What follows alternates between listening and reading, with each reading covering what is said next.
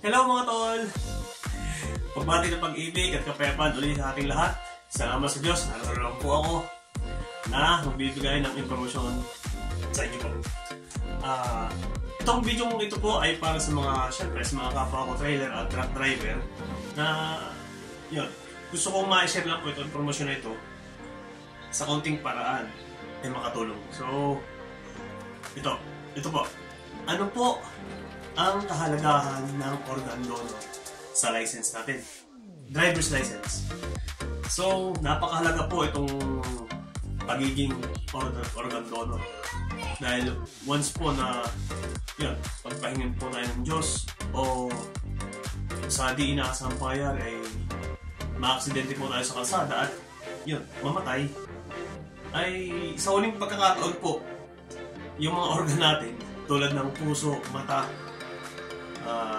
kidney ay ma-donate po natin sa nangangailangan kahit po patay na tayo. So, nakakatawa po isipin, ano? Pero hindi po naman natin madadala sa hukay or sa kabilang buhay yung ating katawan. Kaya, ayun, hinihikayat ko po kayo mga kapwa ko trailer driver na sa susunod na rin po natin ng driver's license ay maisama po natin yung organ donor. Maging donor po tayo. Yun, para po sa mga nangangailangan po, kahit po patay na. Yun, kahit man po ako ay organ donor din, ito po yung katunayan.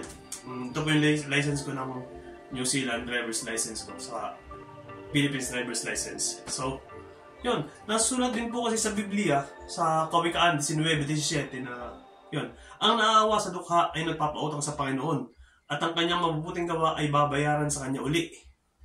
Akalain mo, magkakautang pa ang Panginoon sa iyo dahil gumawa ka ng mabuti, ano? Yun. Siyempre, siguradong may gantimpala ka sa Panginoon sa kabilang buhay. Kasi, yun, gumawa ka ng mabuti. So, yun. Kaya mga tol, hinihikayat ko po kayo na kahit sa huling hininga natin, ay makatulong tayo sa kapwa natin. Yun. So, yun lang po. Salamat po sa Diyos sa pagkakataon ito na naibahagi ko po itong organ donor na ito. Itong impormasyong ito. So, yun lang po. Salamat po sa Diyos. See you next vlog.